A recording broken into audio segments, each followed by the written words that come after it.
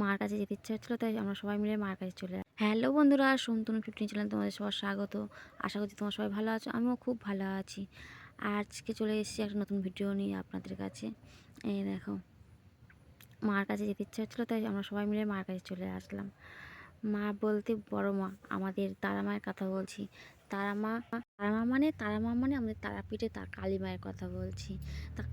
তারাপীঠে চলে এসেছি আমরা সবাই, ইচ্ছা করলো তাই। এই দেখো, এসেই পাণ্ডুলেন যারা পুজো দেয় তাদের কাছে চলে সেই প্রসাদ নিচ্ছি আমরা সবাই মিলে। এই প্রসাদগুলো নিয়ে এবার মন্দিরে যাবো। তা সবাই এই যে মন্দিরের মধ্যে মন্দিরে ঢুকছি, কিন্তু মায়ের সামনে কিন্তু যেতে পারিনি এখনও। মায়ের সামনে যেতে গেলে অনেকটা ঘুরতে হবে। তারপরে আমি তো ভেবেছি হয়তো মায়ের মন্দিরের সামনে, মায়ের মন্দিরের কাছে চলে এসেছি, মানে মায়ের কাছে চলে এসেছি, কিন্তু তা না।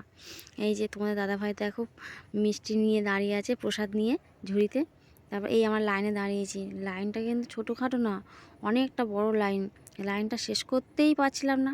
সেই সকাল 7টার সময় বার হয়েছি, আর পুজো দিয়েছি মায়ের কাছে গিয়ে 12:30 1টা বেজে গেছে। এতটাই লাইন। 7টার সময় কিন্তু এই লাইনে দাঁড়িয়েছি, সেই লাইন আর শেষ হচ্ছে না, কত মানুষের ভিড়। এই যে, আর ওই যে ওপারে দেখো, আমরা তো এপারে আছি, এপারে লাইন অতটা। ফের ওই ওই যে দেখতে পাচ্ছি দূর দিয়ে, ওই দিকটাও ওরকম অতটাই লাইন। ওই দিকটা দিয়েও ঢুকাচ্ছে, এই দিক দিয়েও ঢুকাচ্ছে মায়ের কাছে। ওই যে দূরের দিকে, ওইটা হচ্ছে টাকা দিয়ে, যে যত টাকা দিতে পারবে সে তত আগে যেতে পারবে। এই যে মন্দিরের সামনে আরও কিছুটা এসে দাঁড়িয়ে আছি। মায়ের কাছে এখনও পৌঁছাতে পারিনি। সবাই আছি এখানটায়। ওই যে, হ্যাঁ,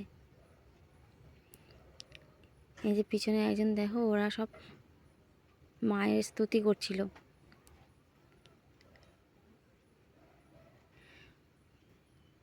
এই যে ওই যে লোকগুলো সব মায়ের স্তুতি করছিল। আর এইখানটা দেখো, প্রত্যেকটা একটা একটা জায়গায় একটা মা কালীর রূপ দিয়েছে, আর কিভাবে মা কালীর সৃষ্টি হয়েছে সেগুলো সব লেখা আছে, পুরাণ কাহিনী। এই যে এই লাইন, ওপারে একটা লাইন, এপারে একটা লাইন, সবাই দাঁড়িয়ে আছি। সেই বেলা তখন 12:30 বাজে, তখন মন্দিরে সব ঢুকতে পেরেছি। মন্দিরে বলতে মায়ের কাছে ঢুকতে পেরেছি। এই যে এখনও দাঁড়িয়ে আছি সেই লাইনের মধ্যে, এতটাই ভিড় হয়েছে। এবার এই যে মন্দিরে যেখানে পুজো দেবো তার একটু আগে দোতলার দিকে মন্দিরটা, এই দোতলার উপর দিয়ে এই ছবিটা তুলেছি। তখনও মার কাছে যেতে পারিনি, ফুল হাতে নিয়ে দাঁড়িয়ে আছি। এই যে এবার এই মায়ের কাছে যাব। মায়ের কাছে গিয়েছি ঠিকই, কিন্তু ভিডিও করতে পারিনি, ওখানে বারণ করে দিয়েছে, তাই আমরা ভিডিও করতে পারিনি। এই পুজো দেওয়া হয়ে গেছে, পুজো দিয়ে এই বাইরে বার হয়ে এসেছি। এই যে তোমাদের দাদাভাই ঘুরছে, ওরকম মন খারাপ, ও ঠিকঠাক করে মাকে দেখতে পায়নি। ফের আমাদের যে পাণ্ডেকে ধরা হয়েছিল, উনি ফের আবার ওকে নিয়ে গেছে। ও দুবার করে মাকে দেখে এসছে। বলে এতটা ভিড় ঠেলে গেলাম, কিন্তু ঠিকঠাক করে মায়ের মুখটাই ভালো করে দেখতে পারিনি। আবার নিয়ে গেছে কি, সেই কারণে আমরা সবাই দাঁড়িয়ে আছি। দূর দিয়ে আমি ফটোটা তোলার চেষ্টা করেছি, মায়ের ফটো, কিন্তু আসেনি। জুম করেছি, তাও আসেনি। ওই যে দ্বিতীয় নাম্বার ওইখানটাই ছিল মা। এই যে মামাকে এবার তারপরে সে চলে আসা কমপ্লিট হয়ে গেছে। ভোর 4টের সময় ফের বার হয়ে এসেছি, রামপুর স্টেশনে দাঁড়িয়ে আছি বাড়ি আসবো বলে। এই যে সবাই দাঁড়িয়ে আছে, আমার মেয়ে, আমার বোনেরা, যে কজন গেছিলাম, আমার কাকা কাকি সবাই দাঁড়িয়ে আছি সব স্টেশনের মধ্যে। তখন ভোর 4টে বাজে, 5টা 20 ট্রেন রামপুর স্টেশন থেকে।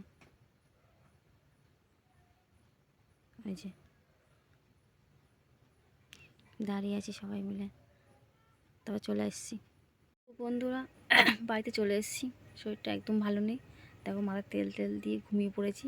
কখন সন্ধ্যা গেছে বুঝতে পারিনি, তাই ভিডিওতে গিয়ে দেখি না ভিডিওটা শেষ করা হয়নি, তাই ফের আবার চলে আসলাম ভিডিওটা শেষ করতে। যদি আমার ভিডিওটা সত্যি তোমাদের ভালো লাগে, অবশ্যই লাইক কমেন্ট করো। আর যারা আমার চ্যানেলে নতুন, তারা সাবস্ক্রাইব করে দিয়ে পাশে থাকা বেল আইকনটি ক্লিক করে দিও। আর কালকে চলে আসবো নতুন ভিডিও নিয়ে। আজকে ভিডিওটি এই পর্যন্ত শেষ করলাম।